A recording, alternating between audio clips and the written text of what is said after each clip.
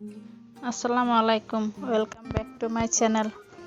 আজকে আমি আপনাদের জন্য নতুন আরেকটি রেসিপি নিয়ে হাজির হয়েছি। রেসিপিটি হলো দেশি মুরগির ঝোল। তো চলুন দেখা যাক এই রেসিপিটি বানাতে আমার কী কী লাগছে।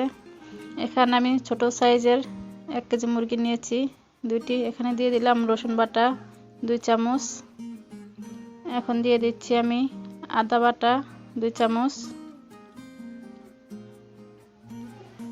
দিয়ে দিচ্ছি এর মধ্যে আমি হলুদের গুঁড়ো 1 চামচ, সামান্য একটু আরেকটু দিয়েছি। মরিচের গুঁড়ো 1 চামচ, গরম মশলার গুঁড়ো 1 চামচ,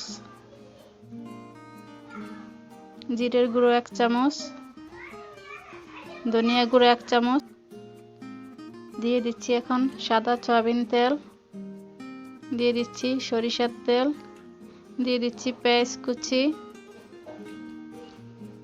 দিয়ে দিচ্ছি 1 চামচ পেঁয়াজ বেরেস্তা, স্বাদ মতো লবণ দিয়ে দিচ্ছি উপর দিয়ে ছিটিয়ে। গোলমরিচের গুঁড়ো দিয়ে দিচ্ছি সামান্য পরিমাণে। এখন হাত দিয়ে আমি ভালোভাবে ম্যারিনেট করে নিচ্ছি। সবগুলো মশলার সাথে মাখানো হয়ে গেছে আমার। এখন আমি চুলায় একটি কড়াই বসিয়ে দিয়েছি। দিয়ে দিচ্ছি 3টি তেজপাতা ছিঁড়ে, দিয়ে দিলাম 3টি এলাচ 2 টুকরো, দারচিনি, লবঙ্গ 3-4টা, দিয়ে দিয়েছি সরিষার তেল। এখন এখানে আমি কালো এলাচ থেতিয়ে দিয়ে দিব তেলের মধ্যে। এখন আমি খুন্তির সাহায্যে নেড়ে ছেড়ে নিচ্ছি। দিয়ে দিচ্ছি 3টি পেঁয়াজ কুচি।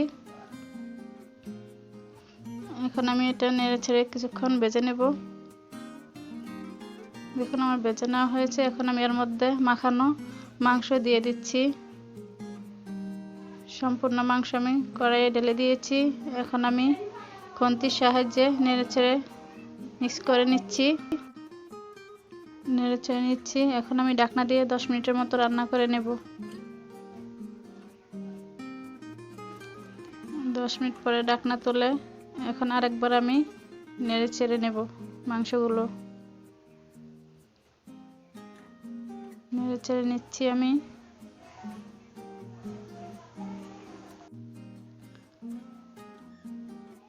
নেড়েচেড়ে কষিয়ে নিচ্ছি। এখন আবার ঢাকনা দিয়ে 10 মিনিটের মতো রান্না করে নেব।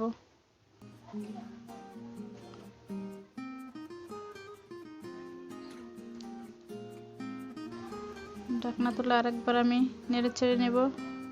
মাংস থেকে অনেকটা জল বেরিয়ে হয়েছে। এখন আমি নেড়েচেড়ে নিচ্ছি। এই মাংসের পানির মধ্যে আমি মাংসটা কষিয়ে নেব। এখন আবার ঢাকনা দিয়ে 5 মিনিটের মতো রান্না করে নেব। দেখুন ঢাকনা তুলে নিয়েছি। এখন আবার নেড়ে ছেড়ে নিচ্ছি। ভালোভাবে কষিয়ে নিচ্ছি মাংসগুলো। এখন আমি এর মধ্যে দিয়ে দিচ্ছি 1 লিটার পানি, কারণ এটা দেশি মুরগি, পানি না দিলে হাড়গুলো ভালোভাবে সিদ্ধ হবে না, সেজন্য আমি পানি দিয়ে দিয়েছি এর মধ্যে। এখন আমি 10 মিনিটের মতো রান্না করে নেব। এখন আমি ঢাকনা তুলে আরেকবার নেড়ে ছেড়ে নিচ্ছি। দেখুন মাংসের ঝোল অনেকটা কমে এসেছে। এখন আমি এর মধ্যে কিছু গরম মশলার গুঁড়ো উপর দিয়ে ছিটিয়ে দিয়ে দিচ্ছি। দিয়ে দিচ্ছি ঘি, কারণ আমি এটা একটু ঝোল ঝোলে রাখবো, পুরো শুকিয়ে নিব না। আর একটু ঘি দিয়ে দিচ্ছি আমি। এখন নেড়ে ছেড়ে মিক্স করে নিব। দেখুন মাংসের ঝোলটা আমার গাঢ় হয়ে এসেছে। মাংস প্রায় আমার রান্না হয়ে গেছে।